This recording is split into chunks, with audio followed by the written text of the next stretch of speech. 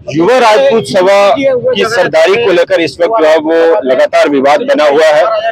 दो फाड़ हो गई है। बात चल रही थी जम्मू के हक की लड़ाई की, जम्मू की अगुवाई की, लेकिन यहाँ देखा जा रहा है कि अपने वर्चस्व की लड़ाई में ही इस वक्त जो युवा राजपूत सभा है वो उलझी हुई है। अब सही धड़ा कौन है, ये भी जानकारी आ रही है कि बीते दिन कुछ बातचीत हुई है आपस में, कुछ पर्ची निकली है। मनदीप सिंह जी हमारे साथ मौजूद है, उनसे बात करते हैं। मनदीप जी, ये चल क्या रहा है?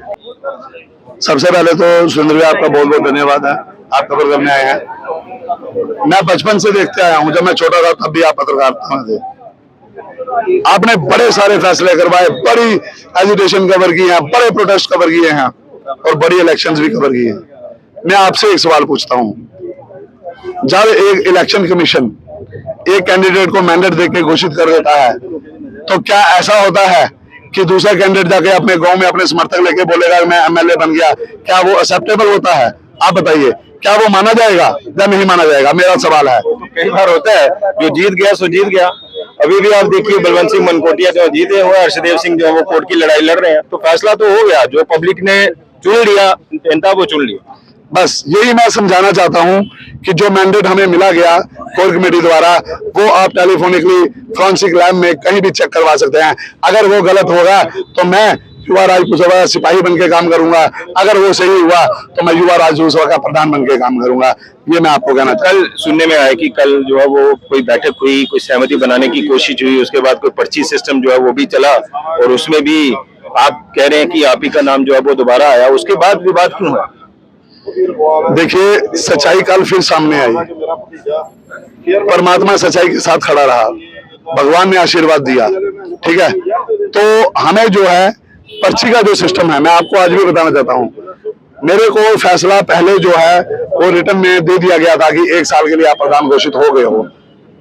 पर्ची का जो फैसला है कि उन्हीं लोगों के समर्थक और दूसरे जो हमारे प्रधान बने उनके कहने पे चीफ पैटर्न साहब और जो फाउंडर थे उन्होंने किया। मैं तो पर्ची के लिए सहमत ही नहीं था, मुझे पता ही नहीं था। सहमत होना तो बात की बात है जब आपसे पूछा जाए, मेरे से पूछा ही नहीं गया, ठीक है। मैंने फिर भी बोला अगर गए हैं अंदर तो जैसा करेंगे, मैं बरादरी के फैसले के साथ खड़ा रहूंगा। जब मैंने बरादरी के फैसले के साथ खड़े होने के लिए अपनी जिंदगी के 10 साल दांव में लगा दिए कि जो भी फैसला होगा मंजूर है, लेकिन मैंने ये जरूर बोला कि मेहनत का कत्ल मत करिए, ईमानदारी का कत्ल नहीं होना चाहिए, नहीं तो लोगों को ईमानदारी से भरोसा हट जाएगा। उसी के तहत उन्होंने जब अंदर पर्ची निकाली, माता रानी का मंदिर था अंदर में, उसके कमरे में जो निकाली गई, वहां पे भी मेरा नाम आया। जब मेरा नाम वहां पे आया, फिर उन्होंने अनाउंसमेंट कर दी, फिर वो साथी वहां से भाग गए। इसमें मनदीप सिंह का क्या कसूर है? मैं जनता को पूछा था, मैं कहाँ झुकूंगा? मैं बरादरी के लिए हर बार अपना सिर झुकाने के लिए तैयार हूँ। ये जो चल रहा है, ये जो सारा माहौल चल रहा है, वजह क्या है उसके पीछे? अब जैसा आप कह रहे हैं कि आप डिक्लेयर हो गए, उसके बाद आप पर्ची है वो भी आपकी निकल दी है, सहमति भी आपके ऊपर जो है वो तमाम बिरादरियों की है, लेकिन उसके बावजूद भी ये गुटबाजी क्यों है? और दूसरा धड़ा जो है वो इस बात को मानने को तैयार क्यों नहीं हो रहा? उसका बुनियादी कारण क्या लग रहा है आपको? देखिए, जब मैं बहुत गहरी बात बोलने जाऊंगा, जब हमारे राजा महाराजा जो हमारे सेनापति लड़ाई लड़ने जाते थे ना, तो उनको कहीं पे जो है भाले की चोट ना लग जाए तो उनको एक सुरक्षा कवच पहनाया जाता था। एक सुरक्षा कवच इसलिए पहनाया जाता था कि हमारे सिपाही को चोट ना लगे। मुझे लगता है युवा राजपूत सभा आज वो सुरक्षा कवच का काम कर रही है और कुछ लोग उसका गलत फायदा उठा रहे हैं। वो इस चादर को लपेट के जो है अपने जो मंसूबे हैं उनको पूरा कर रहे हैं। मनदीप सिंह कभी भी ऐसा ना होने देता, शायद इसलिए मेरे खिलाफ जो है बगावत की जा रही है। क्या मंसूबे हैं, थोड़ा इशारा करेंगे? क्या इंटरेस्ट है इसके पीछे? कोई इतनी बड़ी सरदारी की बात नहीं है, लेकिन यह है कि जम्मू के लोग आहत हुए इस पूरे घटनाक्रम को लेकर। देखिए, पंच की इलेक्शन होती है, सरपंच की होती है, कॉर्पोरेशन की होती है, असेंबली की होती है, मेंबर पार्लियामेंट की होती है, देश की होती है। उनमें फिर भी कहीं ना कहीं फंडिंग जो है वो गवर्नमेंट की तरफ से आती है। आदमी कह सकता है 1% 2% इंसान को कोई लालच होगा तो आदमी जा सकता है। जहाँ ये लालच होगा कि मैं अपने भाई की गली ठीक करवा दूंगा पहले, दूसरे की बाद में कराऊंगा। हमारी संस्था जीरो बैलेंस से चलती है युवा राजपुत। पैसे को लेके तो यहाँ पे लड़ाई हो ही नहीं सकती।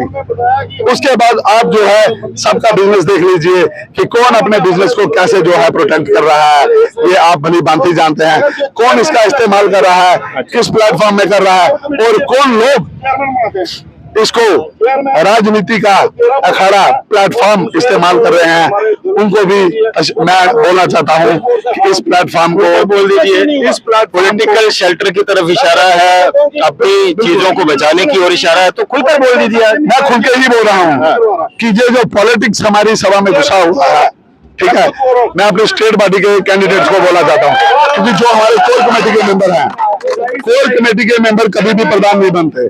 प्रधान बनता है स्टेट पार्टी के लोग। स्टेट पार्टी के लोग पॉलिटिकल इन्वॉल्वमेंट में अगर रहेंगे तो जरूर कहीं ना कहीं उसका प्लेटफॉर्म को यूज करने की कोशिश करेंगे। इसलिए स्टेट पार्टी का आदमी कोई भी पॉलिटिकल पार्टी का नहीं होना चाहिए, नीट एंड क्लीन कैरेक्टर का होना चाहिए, लोगों को पसंद होना चाहिए, इंटेलेक्चुअल होना चाहिए, ब्रॉड विजन वाला होना चाहिए, जो हर समाज के साथ जो है उनको जो है चलने की जो है जिसमें क्षमता हो, वो इमरजेंसी में हर सिचुएशन में संभालने की क्षमता रखता हो। आप मानते हैं कि ये जो हो रहा है ये डोगरों के लिए, जम्मू के लिए सही नहीं है किसी भी तरह से? अब आपके घरों के बीच में क्या कुछ चीजें चल रही हैं, लेकिन इससे जम्मू को ओवरऑल एक नुकसान हुआ है, क्योंकि जम्मू की उम्मीदों को आप बहुत ऊपर ले गए, युवा राजपूत सभा बहुत ऊपर ले गई, और उतनी तेजी से जो है वो आप जमीन पर भी ले आए। देखिए, युवा राजपूत सभा जो है वो जैसे काम करती थी वैसे ही काम करती है, आपको आने वाले दिनों में भी दिखेगी। महाराजा हरि सिंह जी की रैली भी निकलेगी, हम ही निकालेंगे रैली, इसमें कोई दो राय नहीं है। जो प्रधान मैंडेट से घोषित हुआ है, रैली को वही रिप्रेजेंट करेगा। रैली एक मनदीप के चेहरे से नहीं होगी, रैली अवाम के चेहरों से होगी, रैली लोगों के साथ होगी, रैली सच्चाई की होगी। क्योंकि महाराजा हरि सिंह की रैली में झूठ लेके चलेंगे तो हम उनके सिद्धांतों के खिलाफ हैं, फिर तो हम उनके सेवक हो ही नहीं सकते। तो इसलिए हम एक ही प्लेटफॉर्म पे काम करेंगे। मैं उम्मीद करता हूं कि ये जो चेहरे अपनी इस चीज को मंजूर नहीं कर रहे कि समाज इस टाइम जो है हमारे साथ नहीं खड़ा है, उनको अपने भाई के साथ आगे खड़ा होना चाहिए, कंधे से कंधा मिला के चलना चाहिए। चीजें जो जैसे आप पहले प्रधान चुने गए, उसके बाद पर्ची भी निकाली, दोबारा से आप ये पब्लिक डोमेन में लाई जाएंगी ताकि जो है वो ये दूसरी तरफ से जो नैरेटिव बन रहा है तो उसको काउंटर किया जाए। देखिए, हमारे जो 25 आदमी हैं कोर कमेटी के, मैं उनको सुप्रीम समझता हूं, क्योंकि उन्होंने नींव पत्थर रखा है, जिसमें चीफ पैटर्न साहब हमारे हैं और हमारे 4 फाउंडर मेंबर हैं, 3 और, जिन्होंने ये पौधा लगाया था। आज ये पौधा जो है फल फूल रहा है, लेकिन पर लोग शायद उसकी टहनियां जो हैं वो खींच रहे हैं, उस पौधे की जड़ें कमजोर करने में लगे हैं। लेकिन हम जड़ें कमजोर नहीं होने देंगे, क्योंकि जब तक हमारे साथ हमारी संस्थापक हमारे साथ खड़े हैं तो हम कुछ चेहरे हो सकता है उनको सभा के नियमावली से परेशानी आ रही हो, जो बाइलाज आज लिखे जा रहे हैं, नए बाइलाज तैयार हो रहे हैं, शायद उनको जो है ये पसंद नहीं है। जो अच्छे बाइलाज के साथ नहीं चलना चाहता तो हम उनको जबरदस्ती नहीं चला सकते। अंतिम सवाल ये है, पानी पी लीजिए आप, क्योंकि गर्मी बहुत है। अंतिम सवाल ये है, युवा राजपूत सभा की और युवा राजपूत सभा को लोगों के साथ जोड़ने का तरीका है, वो ये देखा गया है कि राजपूत की बात हो रही है, राजपूतों की बात हो रही है, जो अन्य बिरादरी है, जो अन्य लोग हैं, आम डोगरा समाज है, उसको आप अभी तक जो है वो जोड़ने में कामयाब नहीं हो। देखिए, मैं आपको राजपूत सेक्टर चल रहा है,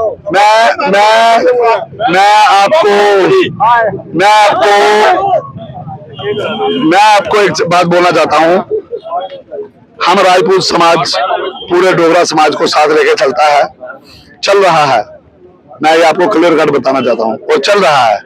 अगर डोगरा समाज हमारे साथ नहीं चलता, हम इकट्ठे नहीं होते, तो शायद महाराजा हरि सिंह की छुट्टी भी नहीं मिलती। क्या क्या थोड़ा, क्योंकि हम भी कई लोगों से मिलते हैं, बैठते हैं, तो कहते हैं भाई सिर्फ राजपूत फैक्टर को ही जो है वो आगे लेकर दिया जाए, इस राजपूत फैक्टर पर ही बात होती है, तो इसलिए थोड़ा सा हिचकिचाहट है बाकी लोगों को साथ में आने के लिए। ऐसी कौन सी ऐसा माहौल बनाया जाए, ऐसी कौन सी चीज है जो राजपूतों ने यहाँ अभी मांग ली जो हमें मिल गई? कोई चीज ऐसी है जो हमने ले ली? हमने एक छुट्टी ली, किसकी थी वो? पूरे डोगरों की थी। महाराजा हरि सिंह जी ने अगर जम्मू कश्मीर से उनका यहाँ से बाहर भेजा गया तो उन्होंने सेक्रीफाइस डोगरों के लिए किया, राजपूतों के लिए नहीं किया, डोगरों के लिए किया।